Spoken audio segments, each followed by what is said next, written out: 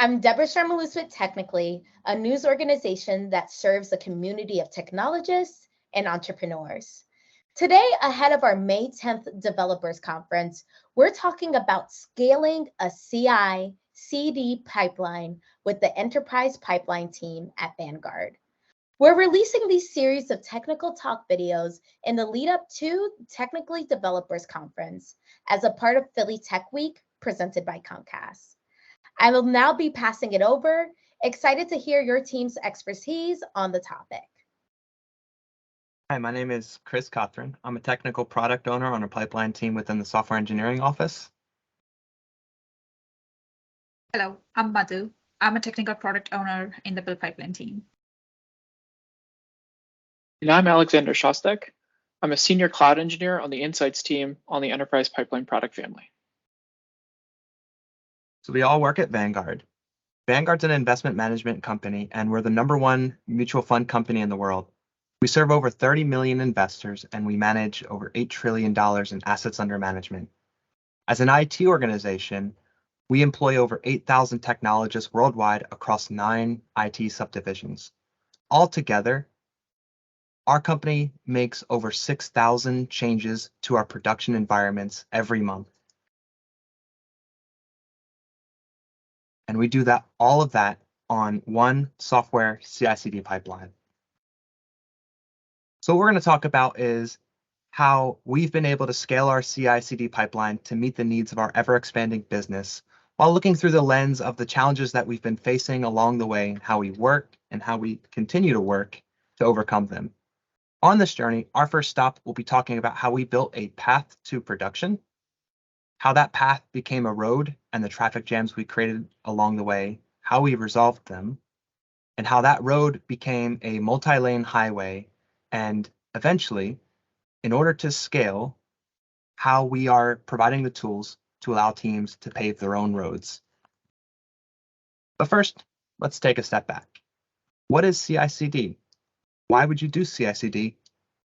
And why do we only use one pipeline? Let's rewind the clock a little bit.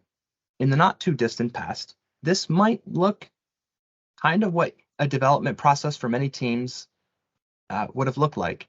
It's certainly how it worked for us in the past. In this hypothetical scenario, a developer would write their code, commit it to version control, and when they were ready to test it, they would have to ask their environments team, "Hey, environments team, can you please deploy my changes to my test environments?" Once they did that, the developer teams would go and test their software, and if everything looked good, which it probably didn't the first time around, they would repeat the cycle again. And then when they were finally ready, they'd ask their environments team to please deploy my changes to production. Now, this system wasn't great. It was typically associated with monolithic architectures. It required handoffs, massive amounts of coordination. The feedback loops took forever. It didn't scale, and most importantly, it just wasn't fun. These deployments often had to be coordinated with many teams, and there was a lot of manual process involved. There were plenty of opportunities for automation. Then came microservices. Microservices completely changed the game of software delivery.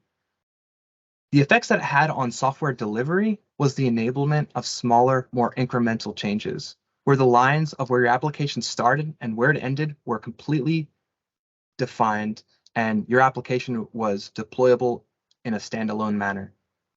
The advent of microservices enabled us as pipeline maintainers to rethink how we thought about software delivery. Skipping a few steps along the way, the solution to many of these problems was continuous integration and continuous delivery. But what is CI/CD? Well, in a nutshell, CI is more around the manufacturing side of software delivery. The goals are to provide software quality control and provide fast feedback for developers. The end result was increasing confidence that you wouldn't introduce defects into production. Continuous delivery, CD, is more around the distribution side of software delivery. The goals here are to automate the repeatable steps to elevate your code to your various environments, testing and prod. Now, CI/CD put more power into developers' hands. Dev teams could write automated tests. They could automatically build and test their applications every time they committed code. And when they were ready to deploy, they were just a button click away.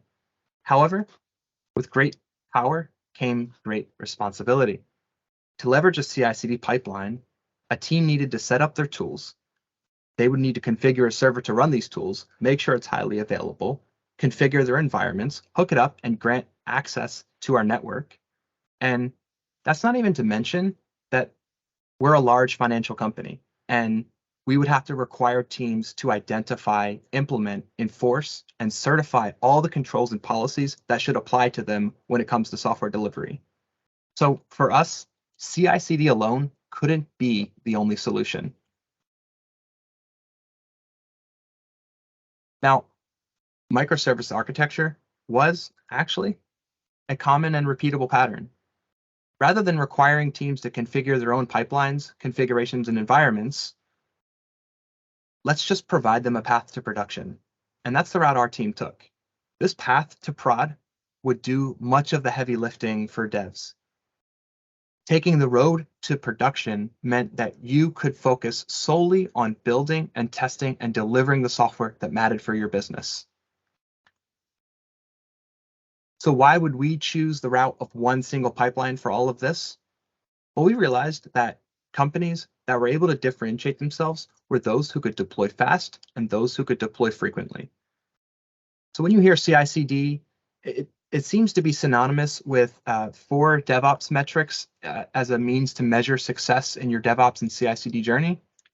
That being lead time for changes, deployment frequency, change failure rate, and mean time to recovery. In a nutshell, lead time for changes is how long does it take you to get a change into your production environments? Deployment frequency, how often do you deploy to prod? Change failure rate, what percentage of those deployments to prod cause a failure? And mean time to recovery, in the inevitable event that you do cause a failure in prod, how long does it take to recover? And I could sum it up even more quickly by 3 simple rules. Rule number 1, move fast. Rule number 2, don't mess up. Rule number 3, if you do mess up, refer to rule number 1. So when you think of CI/CD, you might think of building, testing, and deploying. Let's zoom in a little bit and see what CI/CD on our pipeline meant more specifically. Fundamentally, when teams took our paved road, they were provided with immediate access and full control over these metrics. So for example, when you created a repository, your entire pipeline and all of your environments and even your repository all came pre-configured. For dev teams, this meant that lead time for change was as quickly as you could write and test your business logic. There was no setup overhead. You could deploy as often as you'd like. And if you broke something, just click the rollback button. As more teams began to take this road, so did the desire for more road signs, stoplights, and toll gates. See, our goal wasn't just to allow teams to move fast. We wanted to build quality into our pipeline. Eventually, our pipeline started to support all types of functional and non-functional automated quality gates, and some of them became required. These quality gates serve to reduce the overall risk and instability into our environments. The end result was reducing change failure rate for teams. In addition to testing, such as functional testing, such as unit integration or end-to-end tests, we started providing the abilities for teams to add some of their non-functional testing into the pipeline, such as performance testing, browser testing, and contract testing, providing the ability for teams to measure and improve upon code quality using linting and static code analysis tools, and helping make deploying easier by providing tools that allow for authorization, secret management, policy enforcement, and compliance management, artifact management, and overall deployment orchestration. And on top of all that, a suite of automated security scanning tools that established a base level of security that teams could only build on top of. And the best part about all of that was that it all came for free when you used our pipeline. Now, As we started to scale, we started to introduce and encounter a couple of challenges. What happens when you allow too many cars on the road? Or you have too many stoplights, toll gates, and signs? Well, here to talk about one of our first major challenges in this metaphorical road construction business we have, and how we try to keep the traffic to a minimum, I'm going to pass it off to Madhu. Thanks, Chris. So as we introduce more tools to automate and do quality checks within the pipeline, it resulted in more failure points. And the important aspect to figure out is who caused the failure. Is it the developer's code change? Or is it an upgrade in one of our CICD tools? Or is the entire pipeline down? The developer experience on the pipeline wasn't great since they were not able to understand what is causing the build to fail and how to resolve it. The build logs helps in case of code errors such as compilation or test failures. But when it comes to failures by third-party vendor tools, for example, if there is no actionable error messages found, then it's hard to figure out the next steps on how to resolve it. This is not an issue just for the developer community, but as a pipeline team, we didn't know how many builds were affected due to an outage or what is causing slowness in build execution. This led us to ask ourselves a series of questions like, how can we evaluate pipeline's health check and activity? And how are we doing as pipeline maintainers? How to help the developer community in case of build failures and not impact them or delay their progress. And most importantly, how to be proactive instead of reactive.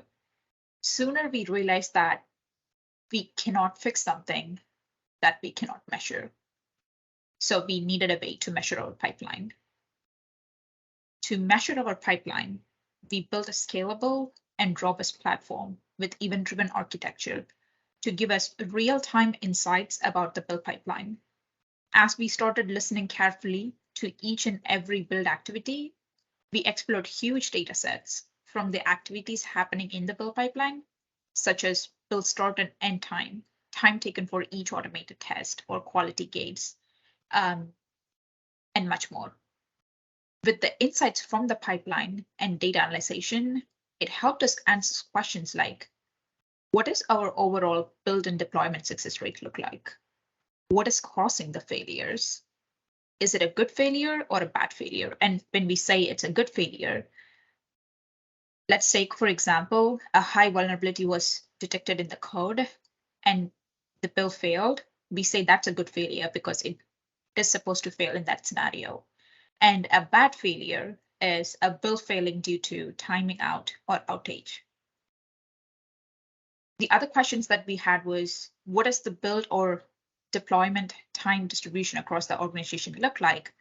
And why do we see differences in the build or deploy times between various applications? For example, the security scanning tool takes 30 seconds for one application, while it takes 30 minutes for another one.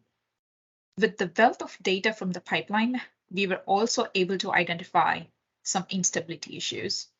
These are failures caused by intermittent issues, which should have happened in the first place, but when rerunning the build, it completed successfully. We found issues which are impacting developers with their progress, but we started prioritizing those issues based on what is the greatest source of pain for the developers and focused on eliminating it. Now, the data from the pipeline is turned into an action item, which helps us optimize the performance of the build pipeline. Next, we are able to arrive to the root cause of the build failure quickly. When the build fails, an automated bot analyzes the build logs and it matches the logs with the regular expression from the known errors that we have. And then it links in a source documentation that provides resolution on how to fix it.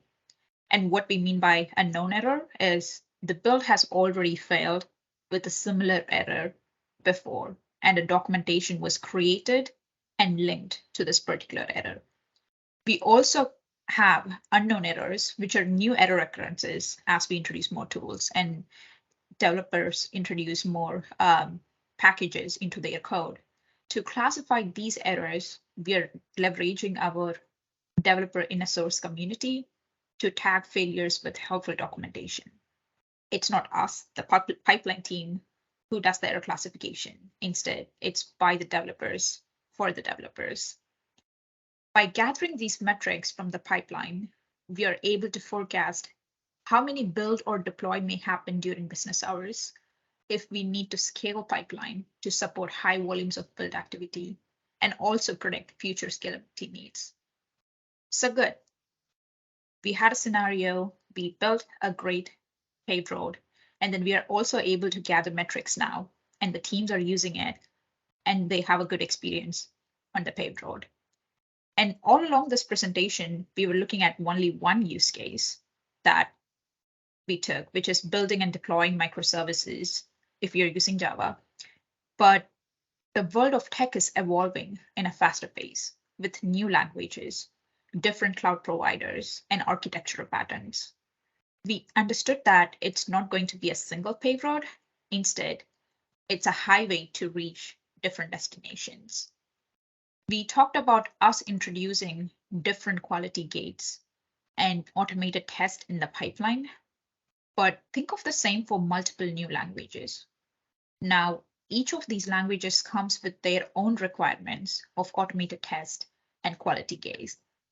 Also, we have to orchestrate deployments to multiple cloud providers, SaaS providers, app stores, and in some cases, on-prem environments. And these may have different audit and testing requirements as well. And let's imagine about the different permutation and combination of applications using new languages being deployed to different cloud providers or app stores. Example, we run a serverless application, or we are running application on containers, or we are building mobile application, and we are going to publish that in an app store.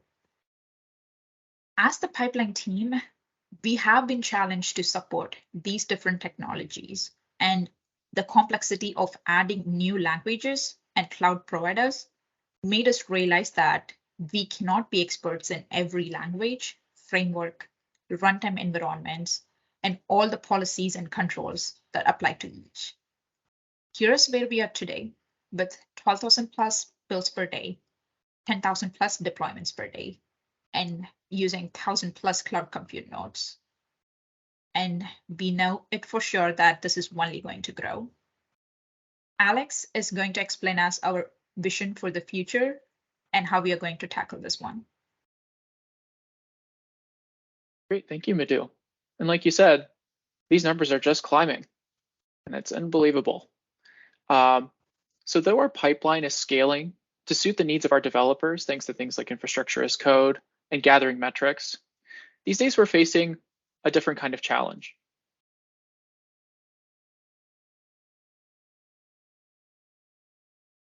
When developers need a new pipeline capability like running performance tests, we're there for them.